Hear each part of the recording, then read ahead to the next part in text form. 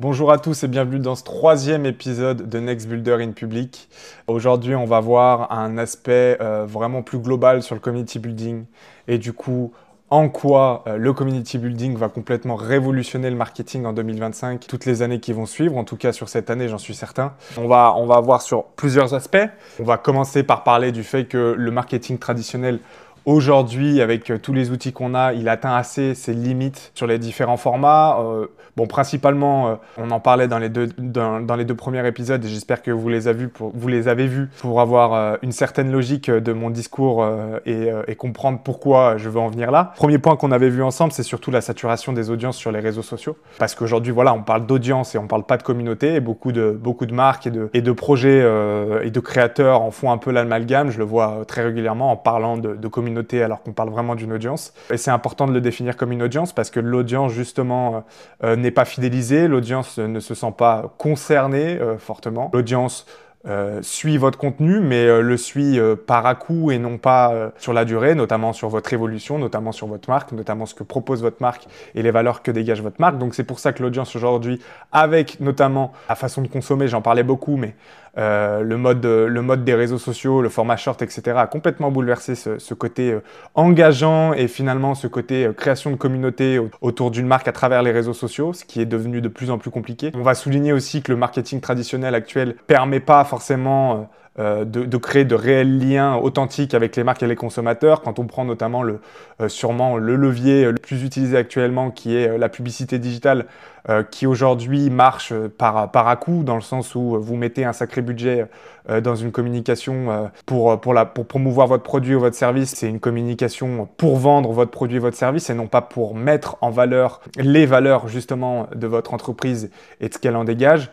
Ce qui fait qu'en plus, elle est très coûteuse et peu engageante, ce qui fait que voilà, elle est très coûteuse, notamment du fait que de plus en plus d'entreprises l'utilisent, donc forcément les coûts par clic augmentent, etc. Et les prix flambent pour qu'au final vous ayez des résultats sur le moment T, au moment où vous avez dépensé votre argent et vous avez vendu temps, et encore faut-il être encore rentable par rapport à l'argent que vous avez dépensé sur ce format-là. Le marketing traditionnel actuel est quand même assez dépassé par rapport aux attentes des consommateurs, où on sait qu'aujourd'hui, ils sont réellement en quête d'authenticité, réellement dans le besoin d'avoir une certaine transparence, une franchise et un discours aussi qui est en lien avec les valeurs que vous dégagez. Quand on sait que 88% des consommateurs aujourd'hui préfèrent s'engager avec des marques authentiques, on sait que le marketing traditionnel actuel ne vous permettra pas forcément d'aller chercher au mieux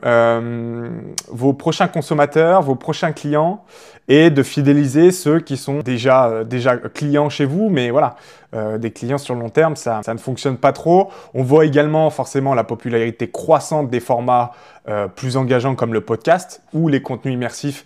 Et quand je parle de contenu immersif, c'est souvent... ça devient de plus en plus à la mode, enfin en tout cas plus présent, c'est les marques qui cherchent à vloguer aussi un petit peu le quotidien de leur business. C'est très percutant et présent auprès des créateurs de contenu qui vendent ou qui démarrent des projets ou des business. On le voit clairement avec ces vidéos-là où on vlogue un petit peu l'arrière-boutique. Et puis, les consommateurs ont ce réel besoin un petit peu d'investir des marques qui partagent leurs valeurs, qui mettent en avant leurs valeurs. La consommation change et elle va dans le sens où on cherche à s'identifier à une marque plus que aimer une marque parce qu'elle est soit pas chère ou soit parce que c'est beau ce qu'elle propose et que c'est utile. Vraiment, on est de plus en plus vers ce besoin de s'identifier auprès d'une marque et de ses valeurs.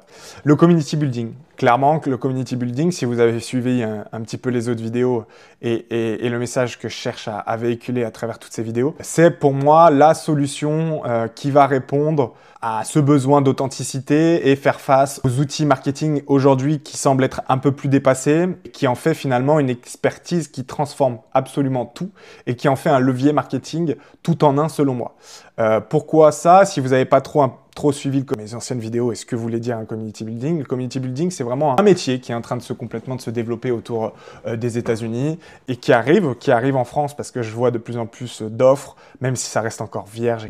Ça arrive, c'est sûr, c'est certain que ça arrivera même dans tout ça parce que le community building est un métier naissant qui est lié notamment par l'arrivée d'outils communautaires de plus en plus puissants pour créer des communautés rapidement, efficacement et les fidéliser très rapidement, qui sont liés notamment par le fait que les outils sont complets, de plus en plus complets, pour justement avoir le fruit qu'on cherche.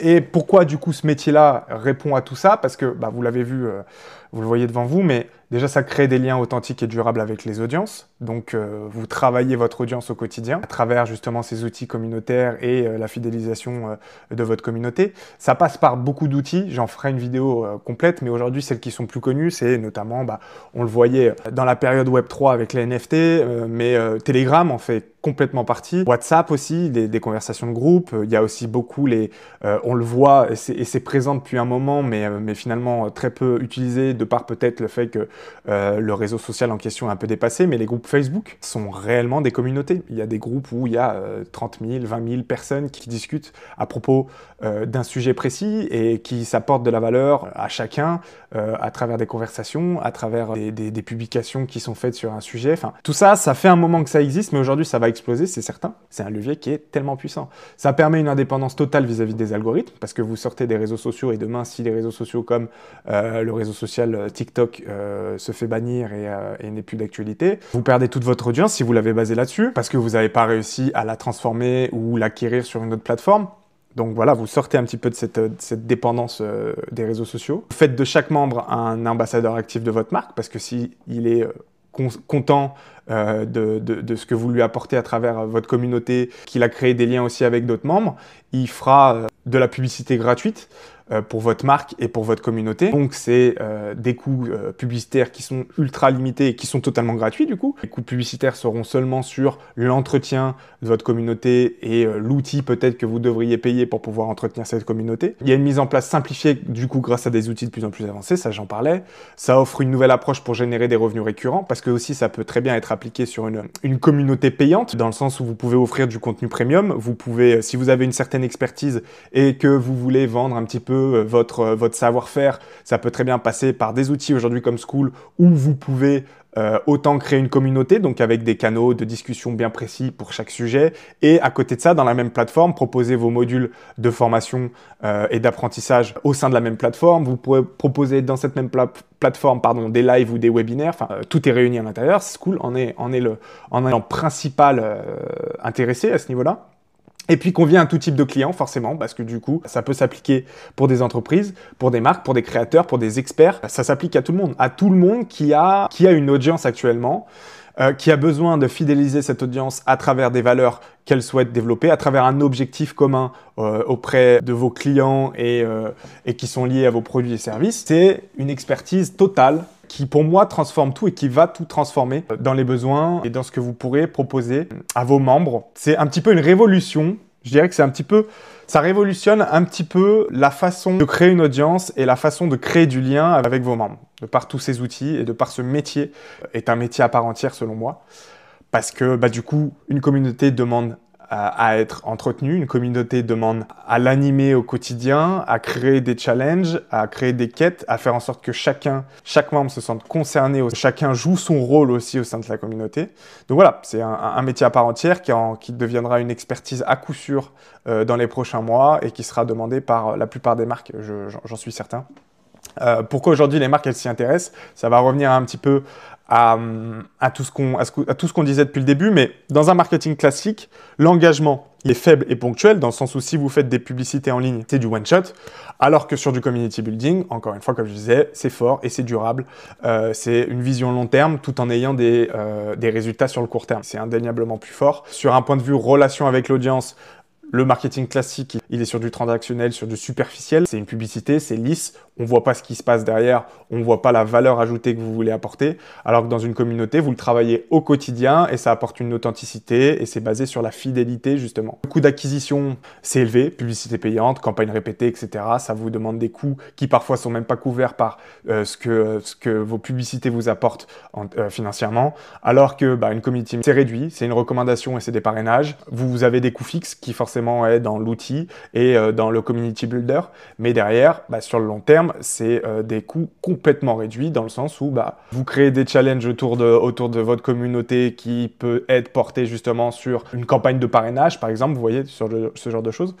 Tout se passe en interne. C'est vos membres finalement qui parlent pour vous. C'est là où je pense que c'est la phrase pour mieux comprendre l'idée. Pour faire de la publicité, là, c'est vos membres directement qui vont en faire pour vous. C'est pas, vous allez passer par Facebook Ads, Instagram Ads, tout ce que vous voulez, Snapchat Ads, tout ça, TikTok Ads, pour faire de la publicité sur du one-shot en mettant en valeur votre produit.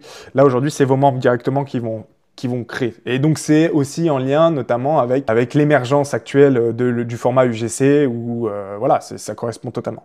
Dépendance aux algorithmes, on en parlait, mais très forte. Réseaux sociaux, publicité. Sans ça, vous pouvez pas faire de la communication et vous pouvez pas faire de la publicité.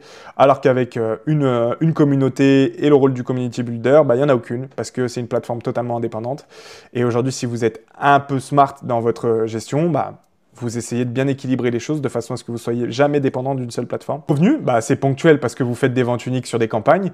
Aujourd'hui, si vous faites une communauté payante, il y a un abonnement, vous pouvez offrir du contenu exclusif payant. Enfin, après, derrière, vous pouvez proposer tout et n'importe quoi qui est en valeur avec votre marque et votre positionnement et qui va surtout apporter beaucoup à votre communauté. Et puis, un impact sur le long terme, ça résume un peu tout ce qu'on disait, mais voilà, c'est limité si vous êtes sur du marketing classique parce que ça nécessite des investissements constants, ponctuels à chaque fois. Alors que sur une communauté, c'est un impact sur le long terme parce que c'est périn, parce que c'est construit sur un écosystème autonome où c'est vos membres qui vont aussi participer pour animer votre communauté parce que sans eux, forcément, vous aurez beau faire tous les messages que vous voulez tous les jours pour les motiver. S'il n'y a personne, ça ne fonctionnera pas. Dans ce sens-là, ou si votre communauté est saine, et elle est bien construite et elle est menée par un community builder, vous verrez qu'au bout de 6 mois, vous aurez une communauté qui tourne tout seul où juste vous allez apporter du contenu, vous allez apporter des challenges, une petite stratégie de fidélisation, de gamification, ce genre de choses. Derrière, votre communauté va faire de la pub pour vous, va développer vos produits avec vous, parler de votre marque sur toutes les plateformes sans que vous ayez besoin de le faire. Vous contrôlez beaucoup plus votre communication dans le sens où vous savez à quelle audience vous vous adressez et les messages sont beaucoup plus clairs et beaucoup plus impactants quand vous savez que vous vous adressez à une communauté et à des membres actifs et engagés. Donc voilà, pourquoi toutes ces choses-là et pourquoi les marques s'y intéressent aujourd'hui à ce métier. Et puis surtout, j'en parlais un peu au début, mais le community building, c'est un marché qui est en train d'exploser aux États-Unis. C'est la véritable tendance de 2025. Quelques chiffres rapidement, mais ça, c'est des chiffres avérés. Je ne les ai pas sourcés là-dessus, mais c'est des chiffres que je suis allé chercher.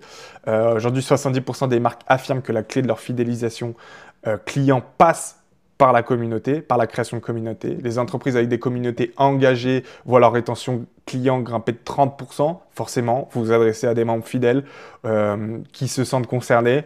Forcément, le taux de conversion est beaucoup plus élevé. Il y a une autre stat qui est intéressante, mais depuis 2020, les entreprises engagent plus de 22% que par rapport aux autres années par an, un budget pour la création de communauté et pour le métier de community builder. Donc c'est des stats, quand on sait que quand même on a toujours un peu de retard sur les États-Unis et qu'aux États-Unis on voit ces stats-là, on sait qu'en France on y est presque et ça arrive. Donc, pour résumer un petit peu, c'est une opportunité pour tous les secteurs et pour toutes les passions, j'en parlais, mais pour les marques, vous fidélisez vos clients avec des espaces d'échange exclusifs ou autres. Vous pouvez aussi proposer des services exclusifs dans votre communauté, par exemple, ou des produits. Pour les créateurs, ça permet de monétiser d'une autre façon et de façon récurrente une audience avec des contenus premium, des événements, une formation, des modules, ce genre de... Ça permet de transformer votre passion en un business rentable et vous pouvez, grâce à la création de communauté, transmettre votre savoir-faire à une grande échelle. Pourquoi il faut agir ? Il y a pas mal déjà de gens qui commencent à en parler, des gens spécialisés, et je vois que l'intérêt est de plus en plus grand. Je vois quelques offres de community builder qui sortent par-ci par-là. Ça arrive. Et il ne faut pas tarder parce que, comme je le dis souvent dans les vidéos, c'est un moyen d'acquisition très fort, Mais demain, si vos concurrents arrivent à acquérir vos potentiels clients, vous aurez du mal à les reprendre parce que c'est un moyen très fort de fidéliser. Et à mon avis, c'est pas comme une publicité, vous n'allez pas récupérer le client facilement avec une petite pub parce que votre produit il est mieux. Là, les gens sont attachés à la marque désormais, vous voyez. Donc, il faut pas tarder et il faut agir assez rapidement. Pour conclure cette vidéo, juste vous parler très rapidement. Moi, du coup, par rapport à tout ça, j'ai décidé de me spécialiser totalement dans la création de communautés parce que je l'ai déjà fait. Je vous rappelle que moi, je suis social media manager depuis 6-7 ans. Et c'est des choses que la communauté, c'est étroitement lié avec la création d'audience. Et c'est des choses que j'ai mis en place avec des clients qui ont vraiment des besoins où c'est les clients et la communauté qui parlent pour eux. Donc, cet aspect création de communauté, stratégie de gamification, c'est des choses que j'ai déjà étudiées et déjà réalisé. Et en fait, en le faisant, je voyais pas forcément l'impact que ça pouvait amener aujourd'hui pour les sociétés et pour les créateurs de contenu. Et aujourd'hui, vraiment, en lisant depuis quelques mois, en m'informant un petit peu sur ce qui se passe sur le marché américain, etc., je vois clairement que c'est deux partis pris à prendre. Et aujourd'hui, moi, j'ai décidé du coup d'en faire une vraie spécialité.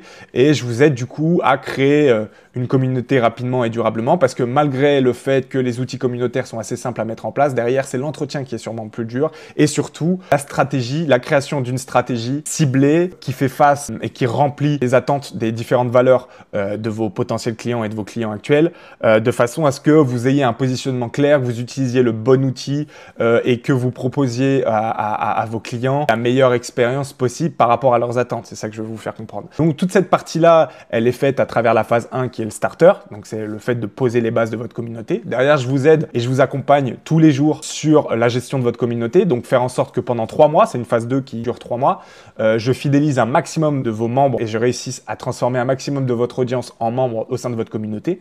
Et puis une fois qu'on a validé un petit peu cette étape-là, où on sait qu'on a une base solide de membres communauté, on passe à la phase 3, où la phase 3, c'est on explose tout. On explose tout, on a des bases solides et on met en place des stratégies de gamification, de fidélisation, et des leviers de communication au sein de votre communauté beaucoup plus balèzes, beaucoup plus fortes, parce que du coup, on peut se permettre de le faire pour pouvoir faire évoluer très rapidement votre communauté, parce que vous verrez qu'en 3 mois, on a déjà des résultats.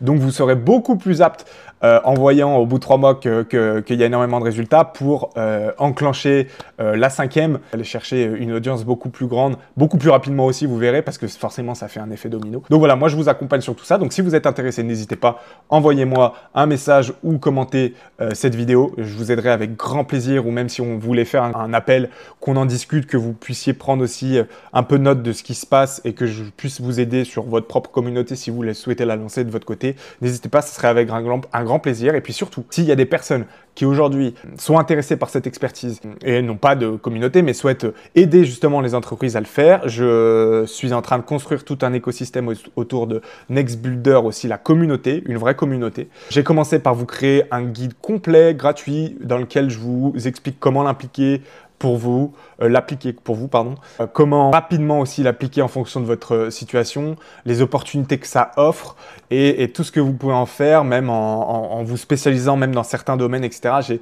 un guide assez complet d'une 30aine de slides où vraiment je suis allé loin pour essayer de vous apporter un maximum. Donc commentez également, je vous l'enverrai, ou envoyez-moi un message avec grand plaisir. Si du coup vous voulez ce guide, vous accéderez aussi gratuitement à des ressources exclusives pour créer et animer une communauté avec toutes les actualités qui va et tous les outils qui se développent autour de tout ça, parce qu'il y a plein de choses qui sont intéressantes à voir. Par exemple aussi, comme dans le principe de tout ce que je vous ai expliqué, vous accéderez à une communauté où il y aura aussi des membres comme vous. Vous allez pouvoir échanger et vous entraider gratuitement également, de la même façon. Et puis, j'essaierai de développer au fur et à mesure aussi des outils, des stratégies, un cadre clair pour transformer un petit peu votre vision en réalité et offrir des choses spécialisées dans certains secteurs pour certaines personnes qui souhaitent se spécialiser vraiment dans un secteur en particulier de création de communauté. Donc, n'hésitez pas. Et puis surtout, n'oubliez pas que plus vous attendez, plus les jours passent et plus vous laissez une opportunité à vos concurrents de vous récupérer votre audience et vos clients. Sachez qu'on n'est pas sur un modèle de one-shot avec une publicité, votre produit il est beau, vous pouvez récupérer certains clients de vos concurrents. Non, aujourd'hui, ça va être totalement différent. C'est que les entreprises vont fidéliser au plus haut point leurs clients et nouveaux clients, ce qui fait que vous aurez beaucoup trop de mal derrière à les récupérer.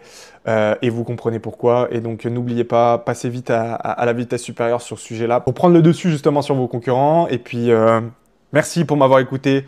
durant ces longues minutes. On se retrouvera sur l'épisode 4. Je ne sais pas encore sur quoi je vais parler, mais il y a pas mal de choses auxquelles que j'ai envie d'aborder, et notamment, je pense, certainement sur tous les outils communautaires, pour vous montrer l'impact que cela peut avoir et tout ce qui est possible de faire à travers ces outils. Merci beaucoup, bonne journée et à bientôt.